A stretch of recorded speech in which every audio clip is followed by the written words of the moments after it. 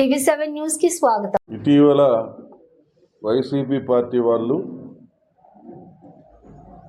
విద్యుత్ ఛార్జీల భారం ఎక్కువైంది, విద్యుత్ ఛార్జీల భారం తగ్గించాలని రోడ్డెక్కి ధర్నా చేయటం ప్రారంభించారు.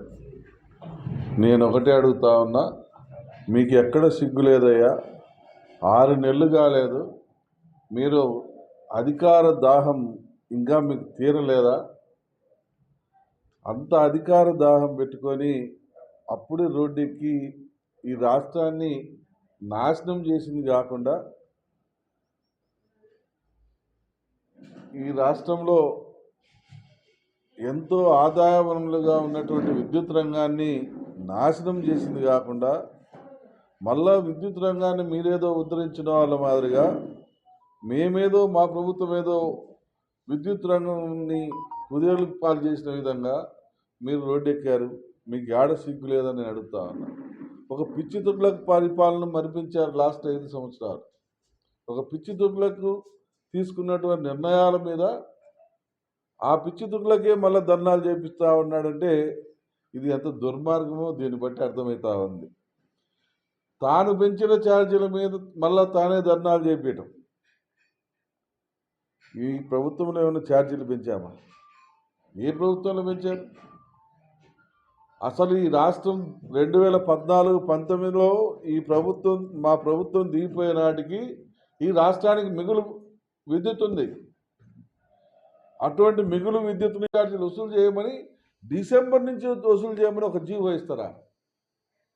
డిసెంబర్ అంటే 2023 డిసెంబర్ నుంచి వసూలు చేయాలా అని చెప్పి పెట్టింది ఎవరు? మీరు కాదా? మీరు పెట్టిన ఆచరణల వల్లనే ఈరోజు ప్రజలకు భారమైంది. అది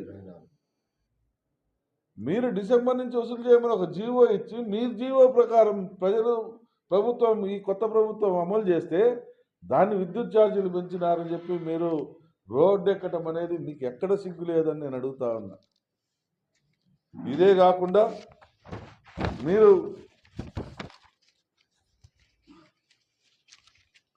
మీ భాగవతం మొత్తం నేను చెప్తాను. 1,29,000 కోట్లు మొత్తం మీ ద్వారా ఈ రాష్ట్ర ప్రభుత్వానికి నష్టం జరిగింది, ఈ రాష్ట్ర ప్రజలకు నష్టం జరిగింది. వినియోగదారులపై విద్యుత్ ఛార్జీల భారం మీరు మోపింది 32,000 కోట్లు.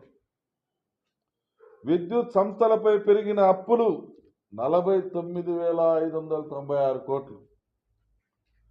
VTPS కృష్ణపట్నం థర్మల్ ప్లాంట్ల ఏర్పాటులో మీరు నష్టం అంటే ఏర్పాటు చేయటంలో మీరు తీసుకున్న నిర్ణయాల వల్ల నష్టం జరిగింది 12,800 కోట్లు. పోలవరం ప్రాజెక్టు వల్ల హైడ్రో ఎలక్ట్రిక్ పవర్ ప్రొడ్యూస్ చేయకపోకుండా దాన్ని జాప్యం చేయడం వల్ల వచ్చిన నష్టం 4,770 కోట్లు. స్వల్పకాలిక విద్యుత్ కొనుగోళ్లలో వచ్చిన నష్టం 2,690 కోట్లు. ఈ ఏడాది 7,000 మెగావాట్ల సోలార్ పవర్కి సికి అంటే ఈ మధ్య మీరు పేపర్లలో కూడా చూశారు, సెకీకి నష్టం దగ్గర 385 కోట్లు.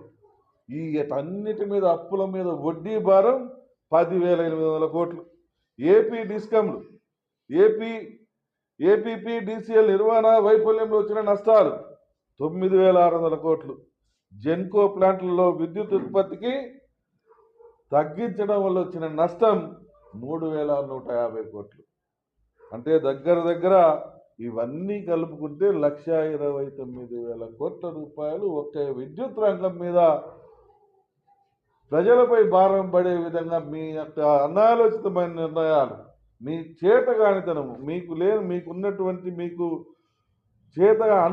అనుభవరాహిత్యంతో జరిగినటువంటి తప్పిదాల వల్ల ఈరోజు ప్రజలు మోస్తున్న భారం 1,29,000 కోట్లు. ఇంత పెట్టుకొని మీకు రోడ్డు ఎక్కడానికి ఏడ సిగ్గు లేదు. మీరు ఏ ముఖం పెట్టుకుని రోడ్డు ఎక్కారు? ఏం చెప్తారు? వీటన్నిటికి సమాధానం చెప్పాలి. మీరు ఈ ప్రజలకు ఏదైతే రోడ్లెక్కి మీరు ధర్నాలు చేశారో, ఏదైతే రోడ్లెక్కి అన్యాయం జరిగిందని చెప్తున్నారో, మేము అడిగిన ఈ ప్రశ్నలకు సమాధానం చెప్పమని చెప్పి మాత్రం మేము డిమాండ్ చేస్తూ ఉన్నాం. ఏం చెప్తారు? వీటన్నిటికి సమాధానం చెప్పాలి. మీరు ఈ ప్రజలకు ఏదైతే రోడ్లెక్కి మీరు ధర్నాలు చేశారో, ఏదైతే రోడ్లకి అన్యాయం జరిగిందని చెప్తున్నారో మేము అడిగిన ఈ ప్రశ్నలకు సమాధానం చెప్పమని చెప్పి మాత్రం మేము డిమాండ్ చేస్తూ ఉన్నాం.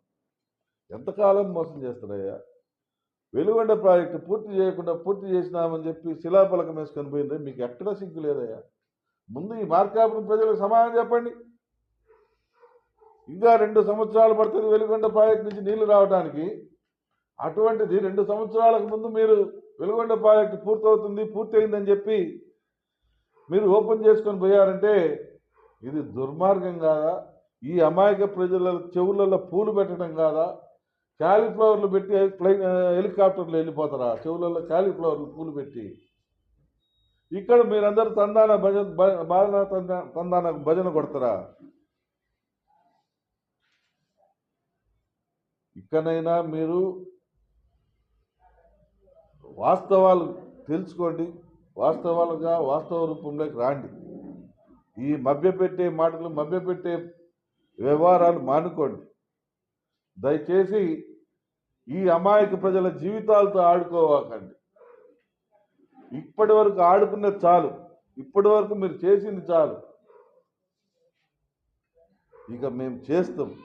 ప్రజలకు అన్ని రకాలుగా న్యాయం జరిగేలా, మంచి జరిగేలా చేసుకుంటూ పోతాం. కొద్దిగా ఓపిక పట్టండి. కనీసం జీతాలు కూడా ఇవ్వలేక ఎప్పుడు వేస్తావో, జీతాలు ఎప్పుడు పడతాయో తెలియని అందరూ ఎదురు చూసేటువంటి పరిస్థితి నీ ప్రభుత్వంలో.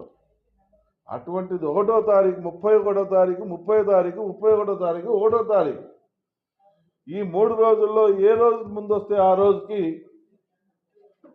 నెల పెన్షన్లు కానీ జీతాలు కానీ వేస్తున్న ప్రభుత్వం మాది.